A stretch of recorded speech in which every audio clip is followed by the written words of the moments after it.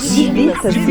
Cultura é divirta-se. Olá, seja bem-vindo ao Divirta-se, o seu podcast de cultura do estado de Minas. Meu nome é Otávio, estou aqui com meu companheiro Lucas Lana. Fala, Otávio. Bom demais? Tudo bem? Andamos um pouco afastado das gravações, pois né? É. Um período de férias e tudo, mas o Divirta-se está de volta. Com certeza. E tá por um bom tempo agora sem férias. É isso, infelizmente. E hoje a gente não veio aqui só para lamentar das férias, a gente está com um baixista muito massa, que está lançando um seu trabalho aí recente, já lançou, na verdade, nas plataformas. Eu estou aqui com o Adriano Capagnani, certo? Seja bem-vindo, Adriano. Muito obrigado, Otávio. Valeu, Lucas. Obrigado pelo convite. Obrigado a você. É isso aí, estou aí para poder divulgar o nosso novo trabalho, que a partir do dia 20 de agosto passado já está nas redes, né, nas plataformas digitais, que é o meu novo disco, meu trabalho. O disco chama-se Cosmopolitan. É um disco que está muito bacana, é resultado de um trabalho que já vem feito, uma pré-produção desde a época da pandemia. Então é um disco que foi feito com muito cuidado, com muito carinho. Que legal, que legal. Eu queria só, primeiro no disco, vamos falar um pouquinho sobre ele, para depois a gente pegar toda a sua trajetória, carreira. Sim, sim. Eu queria saber como é que você chegou nessa sonoridade do disco e... Até um pouco antes, assim, no sentido, como que um baixista faz um disco no geral, né? Porque a gente é tão acostumado a pensar o vocalista e tal. Como que é pensado um disco a partir do baixo? Desculpa. Tranquilo. Não, excelente pergunta, muito bom. Eu acho assim, todo músico, independente do instrumento que ele toca, ele tem dois caminhos que ele pode seguir, né? Um é de ser um instrumentista contratado, como eu fui minha vida inteira, até um certo momento. Eu gosto até de contar isso porque eu toquei muito com um grande compositor mineiro chamado Celso Adolfo, né? E eu estava um dia no avião com ele, eu não lembro indo para onde, para qual show. Se eu não me engano, era até um voo internacional que a gente tocou na Europa no final dos anos 90. E ele virou para mim e falou: Adriano, você precisa ter um trabalho seu. Aí eu fiquei pensando assim, por quê? Ele falou: não, pensa um pouquinho para você ver. Você é um instrumentista que se destaca e você, daqui a 20, 30 anos, você tendo uma vida apenas não, de instrumentista contratado, você está doando, né, vendendo, que seja o seu talento, a sua dedicação sempre para algum outro artista. Então, se você tem um trabalho seu, paralelamente, não precisa parar de tocar com os artistas, porque eu adoro também, adoro estar na estrada. Então. Mas se você pensar um pouquinho em fazer um trabalho seu, daqui a um tempo você vai olhar para trás e falar: pô, eu já tenho tantos discos, eu já tenho uma carreira consolidada, e vai começar a fazer shows e fazer também com o seu lado artístico, fora do instrumentista contratado, né? E eu fiquei com isso na cabeça. E isso foi na época, foi meados dos anos 90. Aí eu fiquei pensando nisso, falei, realmente, né, cara, a gente toca com vários artistas, contribui muito pro som de muitos artistas, né? Então chega uma hora que você fala assim, porra, mas eu também tenho, porque não é todo músico que tem, mas eu tenho um lado compositor também. Então eu comecei a colocar o lado compositor na frente. Aí você perguntou, como que é um disco de um baixista? Muitas das vezes você compõe no seu instrumento principal, como no meu caso é o contrabaixo. Só que na hora que acontece isso, muitas vezes vira uma peça solo para contrabaixo, vira uma coisa mais, né, nessa linha.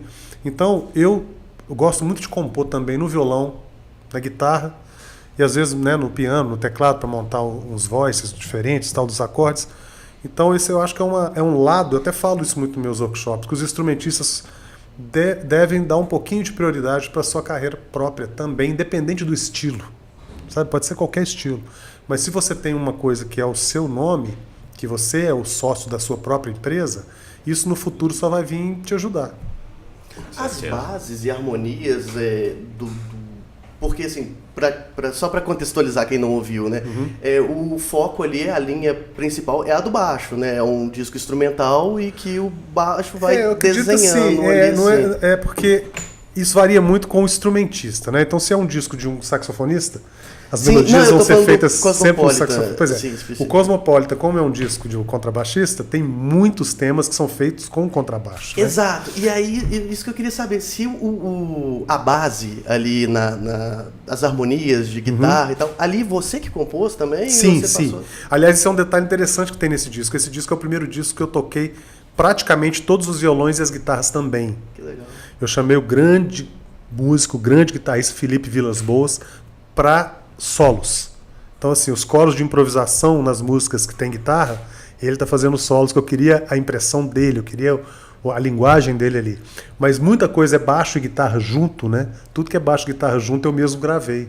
Porque aí fica aquela coisa bem coladinha mesmo, da mesma pessoa tocando. Mas voltando a falar dos voices, né? Assim, quando tem um disco de um pianista, você percebe.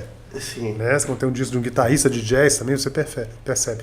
E dos contrabaixistas eu acho muito interessante porque dos anos 60, 70 mais, por causa do baixo elétrico, para cá, surgiram alguns nomes que são muito importantes que trouxeram o contrabaixo para a linha de frente. Então tirou o contrabaixo daquela função de acompanhamento apenas e colocou também como função de solista. E isso é muito bom, né? E nós temos aqui no Brasil vários maravilhosos, e o maior de todos, o Nico Assunção, né? Que infelizmente faleceu em 2001. Pois é, até já pegando esse gancho, né? Você contou pra gente a história que você vai tocar no lugar dele. Fala um pouquinho da sua trajetória e conta essa história também para quem está ouvindo aí o Divirta-se, por favor. Beleza. Bom, eu sou contrabaixista profissional, já estou com 35 anos vivendo exclusivamente de música. E no começo dos anos 90, mais ou menos 93, 94, não me recordo a data certa, eu fiquei sabendo que o Nico Assunção ia fazer um show em Belo Horizonte, que para mim foi o maior contrabaixista de todos os tempos do Brasil, apesar de ter muitos grandes contrabaixistas, mas eu considero ele muito importante porque ele foi realmente o primeiro que trouxe o contrabaixo para a linha de frente, inclusive usando contrabaixo de 6 cordas, né, que quase ninguém usava, fazendo improvisações, harmonias, né, temas, tudo no contrabaixo. E o Nico foi uma influência muito forte para todo contrabaixista brasileiro, não tem como.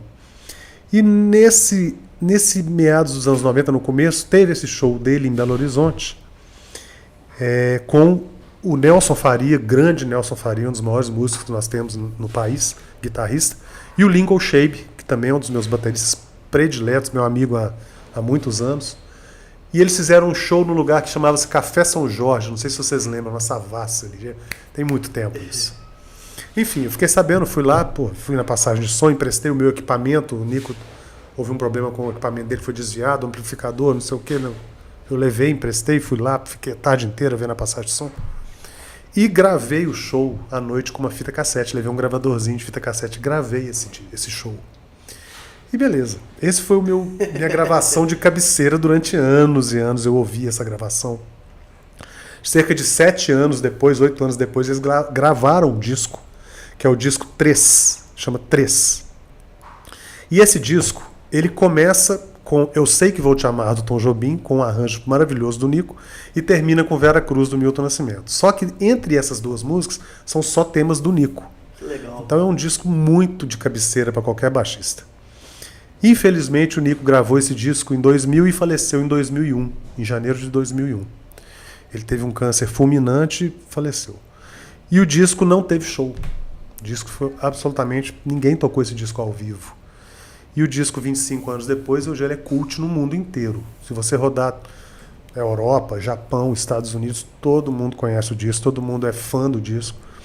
E agora a gente tem eu tenho a grata surpresa de estar participando da turnê desse disco 25 anos depois, com os mesmos músicos que gravaram o disco, com o Nelson Faria e o Lincoln Shabe. E com a responsabilidade com a de substituir o responsabilidade baixo aí. animal, né? Uma responsabilidade que para mim é a maior, é a honraria máxima, né, do contrabaixo brasileiro. E isso para mim é muito importante, porque eu passei 30 anos ouvindo o Nico, destrinchando todos os solos, já familiarizado com os temas do disco 7 anos antes do disco ser gravado, por causa desse show em Belo Horizonte. Então, para mim, foi uma realização de um sonho. Né? Agora, Adriano, deixa eu te perguntar, como é que você descobre o baixo e como é que você começa a se dedicar ao baixo? Isso é legal. Eu sou filho de 2 musicistas que não são músicos profissionais, mas sempre tocaram, né? Meu pai tocava violão, contrabaixo, minha mãe piano, mas os 2 são biólogos e não seguiram a carreira de músico, nem musicista. Então sempre tinha violão, tinha piano, na família do meu pai muita gente toca, né? Eu tenho um tio que é músico profissional, mas a grande maioria da família toda, todo mundo toca de hobby e todo mundo é muito talentoso, né? Todo mundo assim, meio que autodidata. Então eu sempre tive contato com instrumentos, né? Violão, ou piano, ou acordeon, ou órgão, tudo desde muito cedo. Mas um dia eu fui na casa de um amigo meu, eu devia ter 11 para 12 anos, devia ter uns 12. E ele virou para mim e falou: olha o que meu irmão tem. Aí puxou debaixo da cama um estojo e abriu, era um contrabaixo. Acústico desse? Não, normal, um baixo elétrico. E eu nunca tinha visto um baixo elétrico de perto, né? Eu inconscientemente ficava tocando só nas cordas graves do violão, imitando os baixos, sem saber o que eu estava fazendo. Mas já tinha noção de que aquilo é... Não, eu sabia que tinha aquele som grave assim, ali e eu queria fazer aquilo ali no violão também. Interessante. Então uma coisa assim, muito intuitiva. Aí um dia que eu peguei o baixo, que ele ligou no amplificador, eu toquei a primeira nota. Fiz pó, toquei a primeira nota. Na mesma hora eu pensei, o que eu tenho que fazer para viver a vida inteira fazendo isso? Sentiu dentro do peito doido. Ali aquela... Cara, foi muito avassalador. Do o grave, né? O grave. Eu senti o grave assim encostado no grave peito. No peito, né? Exatamente. E aí, bicho, eu infernizei meu pai e minha mãe para me dar um contrabaixo. Eu tenho que ter um baixo, eu preciso estudar, eu tenho que ter um baixo. E aí eu consegui o baixo, que na época era um pedaço de pau com corda, de tão ruim que era. Eu falo assim, as pessoas hoje em dia não imaginam o que era, né? Há 30 anos atrás, 40 anos atrás, as opções, não existia internet, não tinha nada. País mais fechado, não, né? E você, chegavam os produtos você chegava numa loja de música, nos instrumentos, você tinha Tonante, Golden, e quem tinha dinheiro comprava um Giannini. Então é muito diferente da realidade de hoje, sim, né, cara? Fora-se discos, métodos, alguém tinha que ir para os Estados Unidos e trazer para você. Você nunca ouviu falar de um método até alguém trazer e colocar na sua mão, né? Então a realidade era muito difícil. Mas eu, né, dediquei muito, ficava estudando horas e horas e horas por dia, coisa de 8, 10 horas por dia, assim, todo dia. Não tive vida social na minha adolescência nenhuma, só trancado, estudando. Mas é uma coisa que eu valorizo muito, porque hoje em dia a informação tem tanta, né? As pessoas, principalmente as gerações mais novas, baixam 1 milhão de métodos, 1 milhão de discos, começa a estudar, chega na segunda página, já passa para outro, e fica essa confusão de muita informação e pouco direcionamento. Sim. Né? E nessa época a gente pegava um método e a gente destrinchava aquilo ali até o osso, né? Porque só tinha ele. Né? Sim, total. Cara, é muito doido. Eu perguntei isso porque na época de adolescente, no interior, eu tinha uma banda, eu comecei como baixista. E eu até tenho tatuado um baixo aqui também, com baqueta também, porque foi o que eu fiz na banda e tal, né? Na época de banda. Um ódio abaixo aqui. Total. Um ódio ao contrabaixo. E eu descobri o baixo por acaso, eu não sabia. Eu vim do violão e aí a gente naquela coisa adolescente, menino jovem. Vamos fazer uma banda? Vamos, já tem guitarrista, você fica com baixo. Não, e na maioria das vezes é isso, né? O cara que não faz nada, ele fala assim, ó, vai pro baixo ali porque tá faltando. O baixo é o goleiro? Pelo menos era, né? Não sei se ainda é, né? E aí eu falei assim, mas o que o baixo faz? Aí quando ele me explicou, ele botou no som lá um disco e falou assim, olha, eu vou tirar os graves aqui. Aí eu falei assim, gente, é o que dá corpo à música. Pois é, eu queria falar disso. O que o baixo faz? O baixo é a música inteira, porque eu falo que o contrabaixo é o instrumento, o melhor instrumento pra gente tocar, porque ele é o único instrumento que junta as três coisas. Você tem que ser um bom melodista, quer dizer, melodia, você tem que ser bom de ritmo e harmonia. Você tem que saber harmonia. Sim. Então ele junta ritmo, harmonia e melodia numa tocada. Né? Um groove de baixo, uma linha de baixo é o quê? É uma melodia que está num ritmo X. Exato. E que se você não sabe harmonia, você vai dar nota fora. Então é um instrumento que você realmente tem que ser bom nas três coisas, tem que estudar as três coisas. Igual eu falo, o goleiro, né? Assim, pô, pega o baixo aí e toca, mas na verdade o buraco é muito mais embaixo. Claro. Muito mais embaixo. Né? Assim, muita gente pode tocar baixo, mas tocar baixo bem é pouca gente.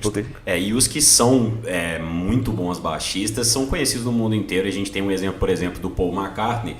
Quando eu abri te perguntando, né, de onde vem um disco feito a partir do baixo, a gente tem um exemplo dos Beatles aí em alguns momentos que com certeza foi meio nessa lógica. Cara, o Paul McCartney é um exemplo de o compositor do contrabaixo, né, cara? Você pegar qualquer linha de baixo dos Beatles ou do Paul McCartney solo, é uma composição, é um negócio absurdo. Sting é assim também. Né? Porque aí você fala, a linha, o contrabaixo na linha de frente, como solista, não necessariamente o cara tem que ser um solista, né, bicho? Você pega um cara como o Paul McCartney, como o Sting, os caras são músicos, compositores maravilhosos e o instrumento dele é o contrabaixo.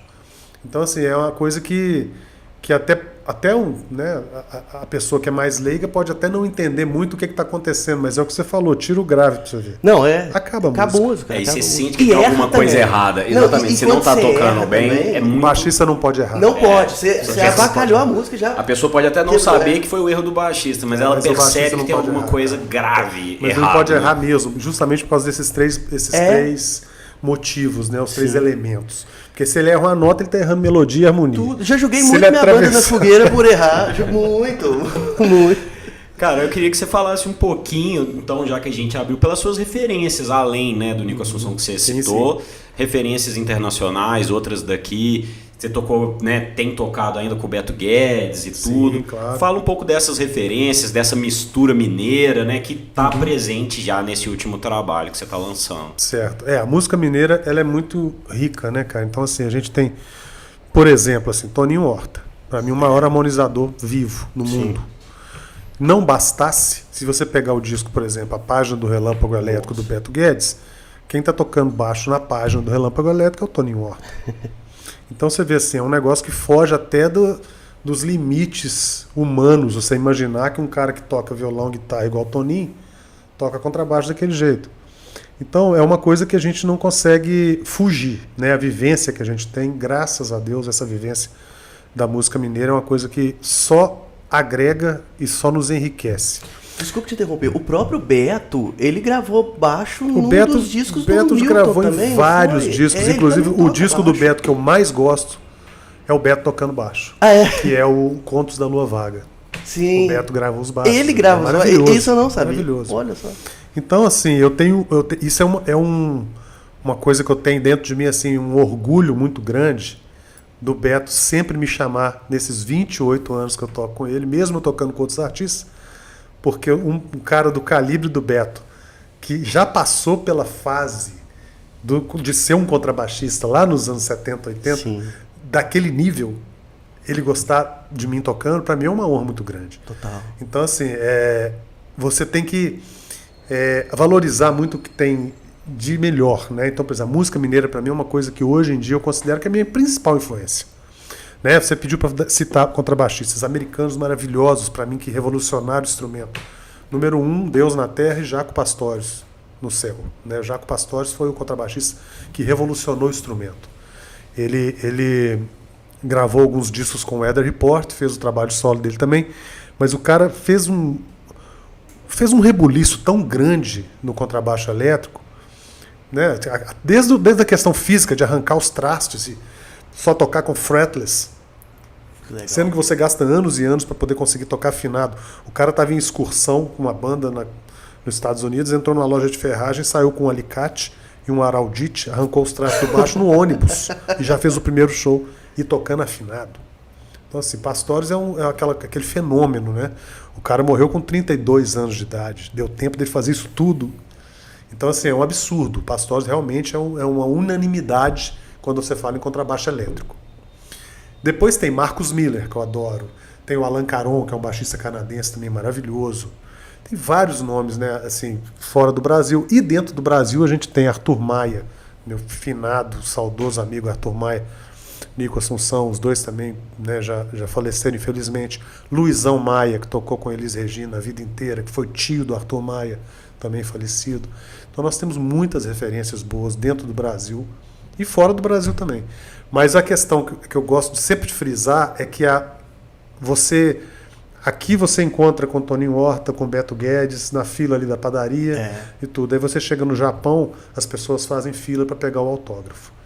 Então é isso que eu falo. Assim, a música mineira, o dia que o mineiro realmente perceber o tamanho que é o movimento Clube da Esquina, o tamanho que é a música mineira, a grandiosidade da riqueza da música mineira no mundo inteiro, ele muda um pouquinho assim a postura dele com relação a isso. Isso até serve para outras coisas. Pois cerveja numa boa. Isso serve para outras coisas também, né? Da gastronomia a outras coisas da cultura que a gente tem, que é fortíssima, que são muito valorizados em vários lugares. E a gente toma esse tapa, meio blasé. e a gente toma esse tapa a partir do momento que você vai e vê com seus próprios olhos. Não, exatamente. E uma coisa que eu fico indignado muito também é porque, por exemplo, eles já foram reconhecidos lá fora, ótimo, excelente.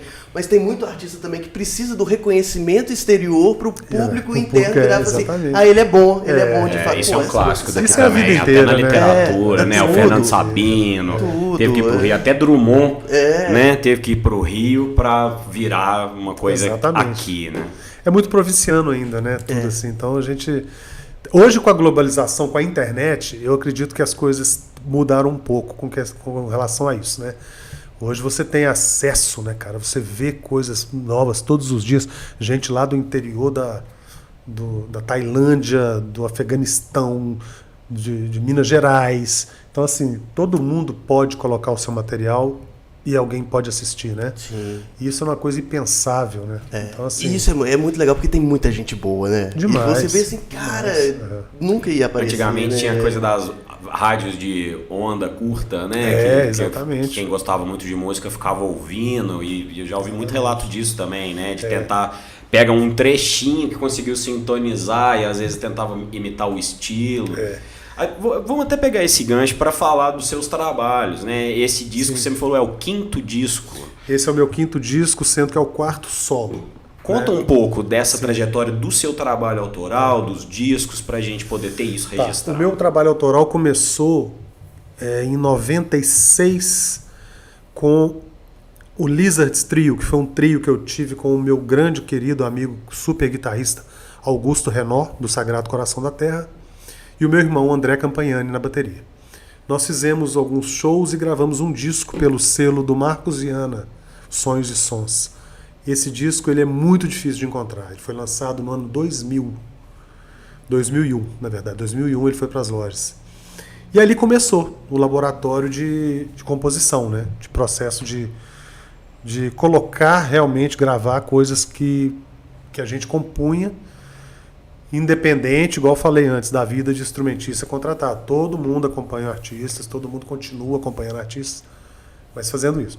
Então nós gravamos esse disco em 2001, foi meio assim, né, aquela coisa, nossa, começou a pintar shows, então assim, a gente sentiu na pele a primeira vez como que era ser o artista, né, e não trabalhar para o artista. Então isso foi muito bacana. Aí quando pintou um convite, eu recebi um convite para gravar o meu primeiro disco solo no ano de 2005, através do projeto da Natura Musical. Aí gravei o disco, foi muito bem recebido também. Já comecei a pensar nas participações. Esse disco teve Alex Viana, que é um violonista erudito que mora em Basel, na Suíça, super músico. Teve o Neném, baterista, que tocava comigo no Beto Guedes também. Cláudio Faria também, nosso saudoso Cláudio Faria nos teclados. Paulinho Santos, do Acti. Eu já comecei a pensar em participações. Legal. Depois fizemos show de lançamento, foi muito bacana. Coloquei umas músicas no MySpace, que era um site, né? Coloquei lá 3 ou 4 músicas. E aí, anos depois, tá na hora de gravar mais um disco. Já estava com muita música. Eu vou compondo e vou fazendo a pré-produção. Sempre que gostei de fazer isso, fazer pré-produção em casa, no meu home studio. E aí eu falo, agora já tem umas 10 faixas aqui pré-produzidas, né? Tá na hora de entrar no estúdio, chamar os músicos e tal. E de repente eu recebo um telefonema do Hotel Ouro Minas. Falei assim, Adriano, tem um telefonema para você. Aí eu atendi. Ele falou, Hi Adriano, is Uriah Duff here? Era o baixista do Whitesnake. Que doido. Whitesnake veio fazer um show no Chevrolet Hall, na época, né? Chamava Chevrolet Hall. E ele viu meu som no MySpace. E eu tinha deixado lá meu telefone, tinha deixado tudo lá. Aí me ligou, cara, eu quero te conhecer. Gostei muito do seu trabalho. Sou baixista também. O cara já tinha tocado com Christina Aguilera, com Sly Family Stone. O cara como se diz aqui, gigueiro, né? De muitas gigs, mas a nível mundial. Né? Sim. E aí passei no hotel, já peguei ele, fui pro estúdio, gravamos várias faixas de 2 baixos e batera. E uma delas entrou no meu próximo disco, que é o Galápagos, de 2011. que é interessante também, porque o Galápagos ele veio com o lançamento, a gente gravou um DVD. Esse DVD é o último registro em vida do Marcu Ribas. Caramba! Que o Marcu eu convidei para gravar no disco, ele gravou e foi sensacional, porque é uma faixa que é só contrabaixo e ele. Ele tocando o quê? Ele tocando ele. Percussão corporal e vozes. Então você ouve a faixa, chama-se Indie África a faixa. Você acha que tem uma tribo de 30 pessoas gravando e é tudo Marcu. Então assim, é maravilhoso essas oportunidades, né, que a vida dá pra gente que acompanha esses grandes artistas, de ter um pouquinho da contribuição deles no nosso som também. É isso. E outra coisa que eu queria te perguntar, como é que foi isso do... Como é que você começou a entrar em contato com essa galera toda? Toninho Horta, Beto Guedes, e tocar com eles, assim... Cara, isso aí é uma coisa de uma vida inteira, né? Porque antigamente funcionava mais ou menos assim. O Beto Guedes precisa de um baixista. Aí o diretor musical ligava para os baixistas que ele gostava mais, que o diretor gostava mais, e marcava no estúdio dele, ó, vem aqui que vou fazer uma audição. O que o Beto gostar mais está na banda. Então foi dessa forma. Assim foi quando eu entrei pro Kid Abelha, eu fiquei 4 anos no Kid Abelha. Você fez essas audições todas? Fiz assim, audição, peguei um avião, fui pro Rio, cheguei lá, tinha vários baixistas esperando. Fiz a audição. Com o Beto fiz a audição. Com o Marcu foi diferente. Com o Marcu, se eu não me engano, o Ivan Correia tocava com ele, e o Ivan não pôde fazer um show e me indicou. Então assim, ou é indicação depois também, ou quando audição. você já constrói também aí o quando nome, o seu né, nome carreira começa também, a ficar mais conhecido, né, as pessoas começam a... E é engraçado, porque não tinha internet, então assim, para te ver tocando, a pessoa tinha que estar no lugar onde você estivesse tocando. E para as pessoas estiver tocando, você tinha que estar no lugar, alguém tinha que chamar e subir no palco, e você tinha aquele momento para mostrar para as pessoas que você era um músico que poderia ser o que aquela pessoa está procurando. Então é que eu falo assim, é facão e estrada de terra. Não foi. Mas vamos retomar que ele estava contando a história dos discos. Sim, não, vai lá. Vamos lá, só pra gente finalizar essa parte. Aí nós chegamos na parte que o Ryan Duff estava no Brasil com o Whitesnake, meu fã, eu não sabia, né? Ele me ligou, me contou que gostava muito do meu trabalho. Se eu também não tivesse atendido o telefone fixo naquela época. Se não tivesse em casa. Eu nem sabia, né? Isso é. E aí, essa faixa entrou no disco, foi muito elogiada, foi muito legal. Fizemos o show de lançamento, o Marcu participou, infelizmente ele faleceu poucos meses depois. E passaram-se mais uns anos, eu já com outra ideia, vamos fazer um disco agora que eu vou pensar nos artistas que eu já toquei esse tempo todo e na linguagem deles. Então o disco chama Instrumental das Esquinas. Né? Começa com Flávio Venturini, uma faixa que eu compus especialmente para ele. Depois vai intercalando, até Toninho Horta também. Tem Lô Borges também, o Lô arrasou, uma faixa que chama Prova dos 9. O Wilson Sideral participou do disco também, que eu estava tocando com ele na época, convidei, ele topou. Então, assim, a galera é muito generosa, cara. A galera, assim, os caras realmente eles têm um carinho muito grande por mim, pelo que eu já contribuí, né, no som deles, e pessoalmente também, né? Porque eu brinco assim, você ser músico. Vamos criar um músico aqui, o cara toca pra caramba, beleza, mas isso aí não é nem 50%. Você tá na estrada, né? Estrada você convive. Ali que cria o laço mesmo. Então, assim, você tem que ser bom de convivência, você tem que ser pontual, você não pode dar trabalho. Sabe? Tem um monte de coisa, né? Então, quando você conquista esse know-how, né, de aprender a trabalhar com música realmente, você tá dentro do estúdio, quem que manda? É o diretor musical. O diretor musical te entregou uma partitura, você pegou e lê, e pronto, acabou. Né? Eu falo assim, eu já cansei de gravar regravar faixas de outros baixistas. Porque o cara, bicho, só não seguiu, mas também teve outro tipo de problema com sonoridade. Não, mas o meu som é assim. Mas o diretor quer um timbre diferente. Não, mas o meu é assim. Pronto, então beleza, 2 tapinhas ali, tá tudo certo, pode ir embora. Adriano.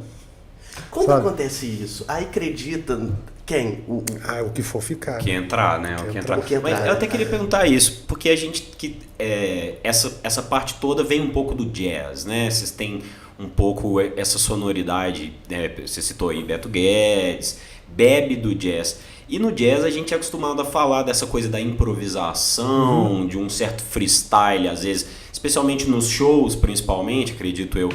Como que é isso? Existe isso, igual você falou, tem que tocar exatamente o que tá ali. Como é que funciona eu falo assim, isso? porque eu sou um cara que eu nunca fiquei preso a um estilo.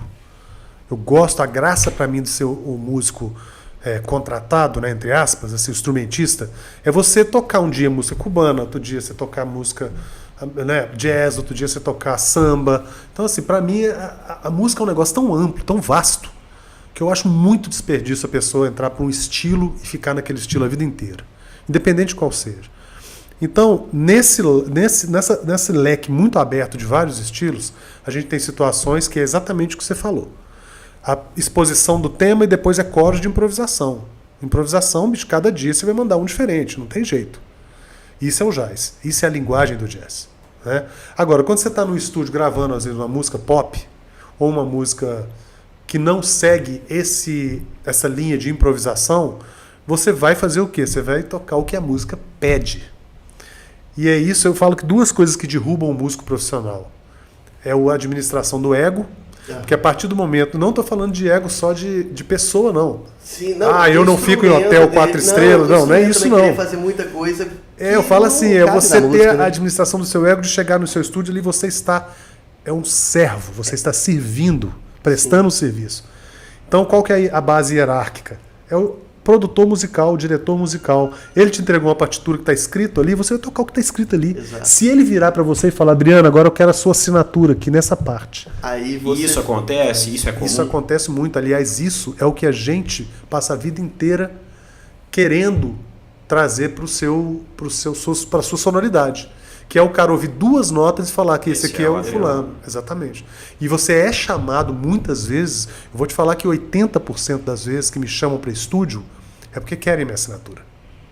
Fala assim, não, eu quero que alguém ouça e fale assim, ó, Adriano que tá tocando. Só que para isso acontecer... Teve que dar muita abraçada. Cara, a gente tem que ser muito obediente. E aí, aprender com os erros também, né? E acontece o seguinte, você às vezes, é o que eu falo assim, você tem um show, você tem um disco lá que tem 50 minutos o disco, às vezes tem 4 segundos para você deixar a sua marca, a sua impressão. 2 segundos, mas você tem que deixar ela e ela tem que ser executada perfeito. Por isso que eu falo assim, eu estudo todos os dias até hoje. As pessoas falam assim, você já estudou demais, precisa estudar não, já estudou muito. Eu falo, cara, todo músico que estuda muito, quanto maior o coqueiro, maior o tombo. Então, se você estudou 20 horas, 30 horas, 40 horas por semana, sei lá, para chegar no nível X, fica 2 dias sem estudar para você ver. Você já caiu. Você não consegue manter o que você conquistou. Sim. Então, o estudo diário, ele é importante para isso. E eu, assim, as pessoas, mas você trabalha... Cara, o meu trabalho, as minhas horas de estudo contam como trabalho. Sim. Então, por exemplo, eu não dou aulas atualmente, eu não tenho tempo para dar aula, porque às vezes a minha demanda de trabalho é tão grande que eu preciso me preparar para elas. Então o tempo que eu poderia estar dando uma aula, eu tenho que me preparar, que é estudo, né? Sim, total. Então você tem isso, eu tenho isso, eu gosto de trabalhar dessa forma, sabe? Eu não gosto de chegar assim de supetão em nada. Tudo bem, vai tocar com um guitarrista lá do outro lado do mundo, igual aconteceu no festival do Tabuleiro Jazz Festival, me convidaram para tocar com um guitarrista maravilhoso. O nome dele é Nguyen Le. Ele é Vietcong. Que legal. Cara, eu pedi o material com 3 meses de antecedência. Que, primeiro, concepção rítmica toda oriental. Sim. Aqui nós estamos acostumados com o tempo forte no 2 e no 4. Lá é totalmente diferente. Então, assim, eu gosto de me preparar para os trabalhos. E isso requer o quê? Hora de estudo. Não tem jeito. Pois é, e é isso tudo. Eu vou buscando a gente pra gente não se perder aqui na jornada. Chegou até o Cosmopolitan, né? Isso, exatamente. Aí eu queria que você contasse um pouquinho da concepção desse disco, das participações, de como que você partiu para fazer ele. O Cosmopolitan, para mim, foi um disco muito especial, porque eu comecei a pré-produzir ele na pandemia. Deu aquela pandemia, né? Todo mundo ficou sem show, ficou sem trabalho. Eu continuei trabalhando muito por causa das gravações, né? Gravações online. Eu fez gravando aqueles de casa. clipes de casa também, que cada um tocava Não, eu participei de live, né? Alguns artistas fizeram lives e tal, mas eu comecei a anunciar nas minhas redes sociais que eu tinha condições de gravar online Então comecei não, já tinha isso desde muito antes da pandemia, mas foi um nicho que me salvou, entre aspas, assim. Foi continuar trabalhando nos estúdios, mas de casa e enviando. Então eu comecei a pré-produzir o disco nessa época, comecei a ter as ideias, as composições vieram nessa época. E fui fazendo aos poucos. Quando realmente eu vi, olha, tem 10 faixas aqui, nós fomos agraciados pela Lei Paulo Gustavo. Aí com a Lei Paulo Gustavo agora eu entrei pro estúdio esse ano e terminei o disco, né? Mas eu falo assim, composição é inspiração. É muito diferente de você ser encomendado, né? Você me encomendar um jingle, eu vou fazer o jingle da forma que você tá na sua cabeça. Mas para eu colocar no meu disco tem que ser inspiração, é uma coisa verdadeira. E eu sempre tive isso, cara, não gosto de perder as ideias. Então se eu tive uma ideia, gravei uma coisa, vou lá, faço uma pré-produção bonitinha, né? Põe no Pro Tools, coloco o grid, andamento, gravo tudo certinho. E depois vou lapidando aquilo ali até chegar na hora de falar assim, agora eu vou mandar pro baterista, vou mandar pro tecladista, com muita antecedência também, que eu não gosto que ninguém chegue... Assim como você quer também. Exatamente, Então, vamos lá. Comecei a pensar nas participações que tinham mais a ver com a sonoridade do disco. Então, de pianos, eu chamei o Cristiano Caldas, grande pianista, o Gustavo Figueiredo, também grande pianista. Chamei nas baterias o Arthur Rezende, o Lincoln Shabe e o André Campagnani, meu irmão. Chamei nas guitarras o Felipe Vilas Boas, que gravou solos, igual eu falei mais cedo. E tem uma faixa também que eu acho que é muito legal, muito especial contar a história, que é a terceira faixa, que chama-se Campagnani, que foi uma faixa que eu ganhei de presente de um pianista maravilhoso do Rio de Janeiro, chama-se Ranieri Oliveira. Na verdade, ele é do Nordeste, mas mora no Rio há muitos anos. Ele tocava com a Maria Rita, tocou com muita gente boa, um cara muito bom. Ele ouviu o meu primeiro disco e falou, Adriano, fiz uma música para você. Eu ouvi seu disco aqui, me deu uma inspiração aqui, eu fiz uma música e mandou o tema para mim. Que legal. Aí eu falei, pô, Ranieri, que alegria, que honra, então tá no disco também. Mas é aquela coisa, né, cara, assim, você vai amadurecendo, a minha linguagem sempre foi uma linguagem muito jazz fusion, né, com muito ímpeto, muitas frases, muita coisa de baixo e guitarra junto, mas nesse tempo todo, a influência da música mineira, hoje ela fala mais alto. Então quem ouve o Cosmopolitan, ouve o que o cara que gosta de jazz fusion está procurando ouvir, que é as frases, os grooves, as coisas, mas vai ouvir muitos elementos de música mineira também. Sim. E você perguntou do nome, né, Cosmopolitan. Eu acho que Cosmopolitan é um cidadão de qualquer lugar, né, do mundo, de qualquer cidade, seja pequena ou capital. Mas o que eu quero dizer com o Cosmopolitan é sobre a linguagem, cara. Você chegar... Eu acho que dentro do universo musical não tem coisa mais gratificante que você chegar num lugar, num país, numa cidade que não falam sua língua e você tá tocando e a pessoa começa a chorar. Então você conseguir comunicar e emocionar através da música, acho que nada é mais cosmopolita do que isso, né? Então assim, isso é uma coisa que eu já presenciei, já vivi muitas vezes nesses quase 40 anos de estrada, então é uma coisa que eu quis passar pro meu disco, sabe? São músicas que eu tenho certeza, né? A gente espera, certeza não, mas a gente espera que quem ouve não precisa de tradução. Sim. Quem ouve vai se emocionar com aquilo ali do jeito que está ali, porque a questão da música ser uma linguagem universal é muito fato, né? Fato. Mas a questão dos timbres, do swing, né? Do arrepio que o cara vai sentir quando você dá um bend, você levantar uma nota no lugar certo, isso tudo está muito dentro da questão da emoção, né? Da música. Toda forma de arte é emoção, mas eu acho que a música tem esse negócio que é muito ao nosso favor, porque você consegue emocionar as pessoas em tempo real. Você está tocando ali, você está vendo que o cara ali está louco com o seu improviso. Você está tocando, você vê que a moça ali ficou doida com aquela nota naquele lugar certo. Por quê? Porque bate de um jeito nas pessoas diferente de outras. Né? Quantas pessoas que ouvem uma música e sentem uma coisa e outra não sente nada com aquilo, mas sente com outra. Então o jeito que bate é diferente. Então eu acho que essa é a ideia do disco, sabe? É fazer assim, pessoas que não são músicos nem musicistas se emocionarem com a música instrumental. Não precisa ser um cara que é entendido em música instrumental para poder ouvir. Tanto que tem baladas no disco, tem músicas que eu considero extremamente radiofônicas, assim. Então é uma viagem que a gente não pensa só nos músicos. Que legal. E esse disco já tá nos Spotify? Sim, tá nos streamings todos. Spotify, Deezer, Apple Music.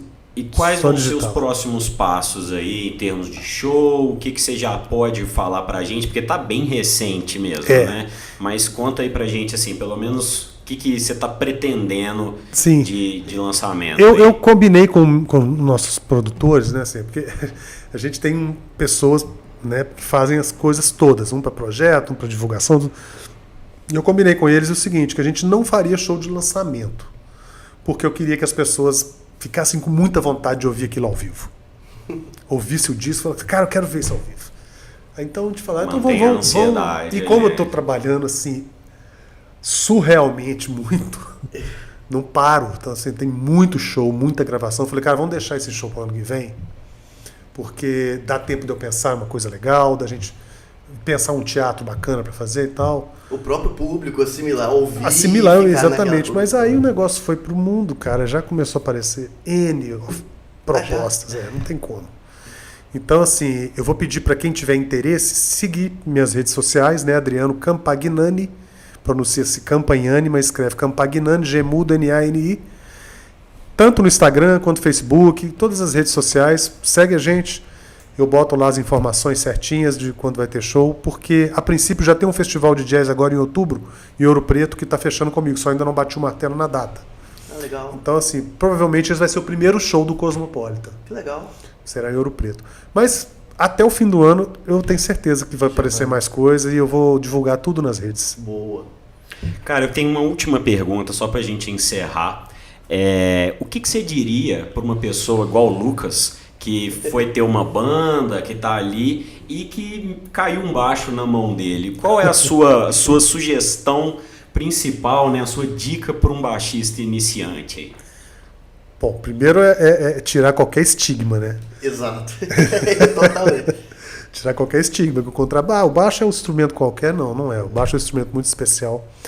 E, em segundo lugar, eu acho que você deve agradecer. Porque é o instrumento mais gostoso de tocar.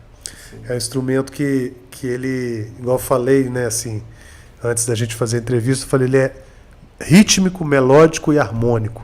Então é uma oportunidade de você estudar harmonia, de você ser um bom melodista e você ser bom de ritmo, né?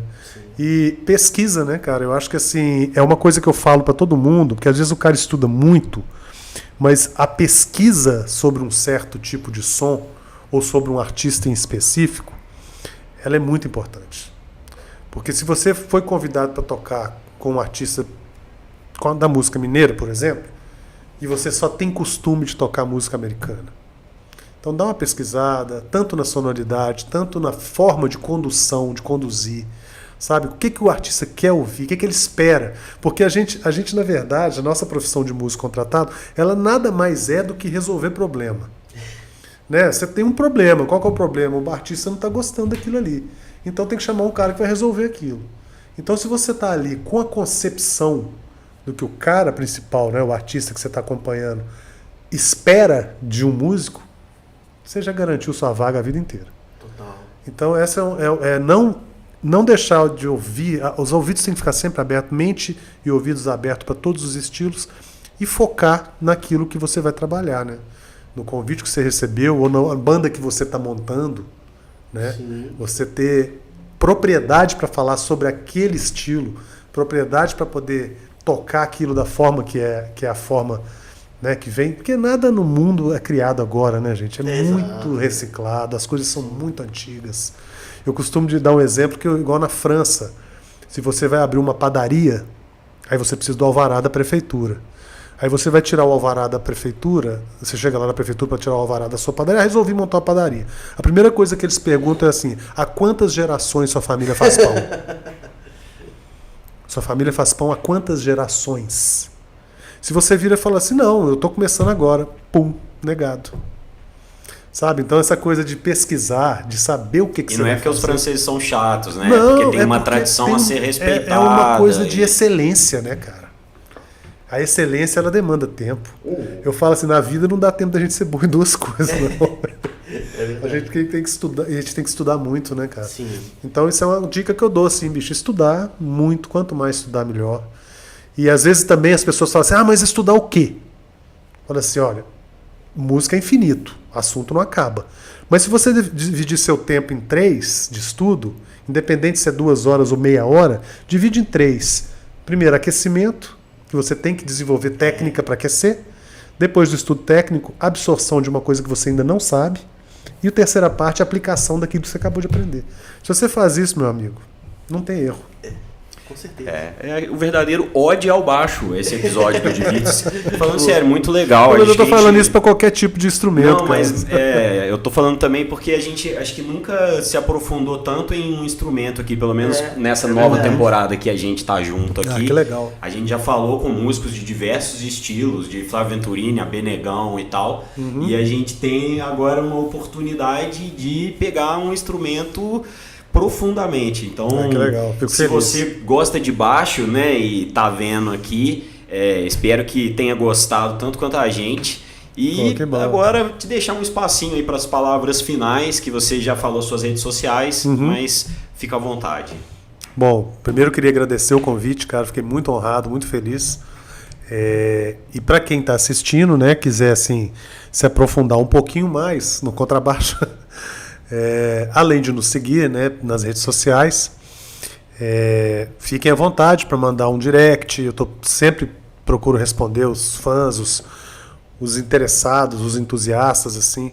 Eu tenho um curso online também, que no momento não está sendo comercializado, mas de tempos em tempos a gente abre os carrinhos e formamos novas turmas e tal, porque esse é um lado também da música que eu gosto muito, que é o lado educativo. Gosto muito de fazer workshops. Quem quiser levar um workshop, tanto sozinho, quanto em duo, quanto em trio, pode entrar em contato. Escolas de músicas, lojas de instrumentos musicais, a gente faz muitos no Brasil inteiro.